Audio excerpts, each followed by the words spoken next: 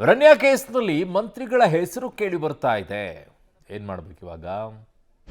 ಈ ನಿಟ್ಟಿನಲ್ಲಿ ಕೇಂದ್ರ ಸಚಿವರು ಮಾತನಾಡಿದ್ದಾರೆ. ರಾಜ್ಯ ಸರ್ಕಾರ ಈ ಬಗ್ಗೆ ಚಕಾರ ಎತ್ತುತ್ತಿಲ್ಲ, ಗೋಲ್ಡ್ ಸ್ಮಗ್ಲಿಂಗ್ನಲ್ಲಿ ಮಂತ್ರಿಗಳ ಪಾತ್ರ ಇದೆ ಅಂತ ಕೇಂದ್ರ ಸಚಿವ ಪ್ರಹ್ಲಾದ್ ಜೋಶಿ ಆರೋಪ ಮಾಡಿದ್ದಾರೆ. ಅಧಿಕಾರಿಗಳು ಆರೋಪಿಗೆ ಎಸ್ಕಾರ್ಟ್ ಹೇಗೆ ಕೊಟ್ರಿ, ಪ್ರೋಟೋಕಾಲ್ ವ್ಯವಸ್ಥೆಯನ್ನ ಹೇಗೆ ಮಾಡಿದ್ರು ಅಂತ ಕೇಂದ್ರ ಸಚಿವ ಪ್ರಹ್ಲಾದ್ ಜೋಶಿ ಅವರು ವಾಗ್ದಾಳಿಯನ್ನ ನಡೆಸಿದ್ದಾರೆ. ಒಂದು ಆದೇಶವನ್ನು ಹೊರಡಿಸ್ಬಿಡಿ ಸರ್ ಕೇಂದ್ರದಿಂದಾನೇ, ಯಾರಿಗೂ ಯಾವ ಪ್ರೋಟೋಕಾಲ್ ಕೊಡೋಂಗಿಲ್ಲ, ಕೊಟ್ಟರು ಕೂಡ ಅವ್ರು ಚೆಕ್ ಮಾಡ್ಕೊಂಡೆ ಒಳಗಡೆ ಬರಬೇಕು ಅಂತ ಹೇಳಿ ಬಿಡಿ. ಯಾಕೆ ಕೇಂದ್ರ ಸಚಿವರಿಗೆ ಇಲ್ವಲ್ಲ ವ್ಯವಸ್ಥೆಯನ್ನ?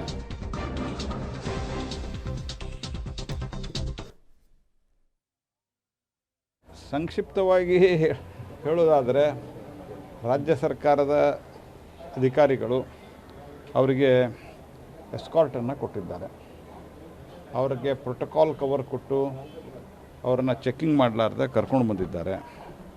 ಈ ಥರದ ವಿಷಯಗಳು ಮಾಧ್ಯಮದಲ್ಲಿ ಬರ್ತಾ ಇದ್ದಾವೆ.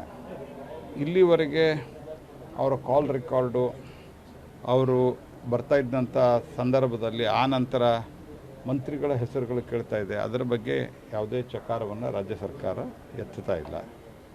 ಹಾಗಾಗಿ ಇದನ್ನು ರಾಜ್ಯ ಸರ್ಕಾರದ ಕೆಲವು ಮಂತ್ರಿಗಳದ್ದು ಇದರಲ್ಲಿ ಪಾತ್ರ ಇದೆ ಅನ್ನುವಂಥ ಮಾತುಗಳು ನಡೀತಾ ಇದೆ.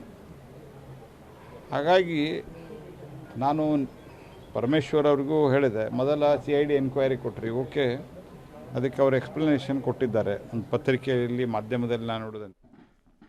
ಬಟ್ ಎಲ್ಲವೂ ಕೂಡ ರಾಜ್ಯ ಸರ್ಕಾರಕ್ಕೆ ಬೆರಳು ಮಾಡ್ತಾ ಇರುವಂಥ ಕೇಂದ್ರದ ಮಂತ್ರಿಗಳು ಕೇಂದ್ರ ಏನು ಮಾಡುತ್ತೆ ಈ ನಿಟ್ಟಿನಲ್ಲಿ ಇನ್ನೂ ಹೆಚ್ಚಿನ ರೀತಿಯಲ್ಲಿ ಕಠಿಣವಾಗಿರುವಂಥ ಕ್ರಮಗಳನ್ನು ಹೇಗೆ ತೆಗೆದುಕೊಳ್ಳುತ್ತೆ ಅನ್ನೋದನ್ನು ಹೇಳಿ.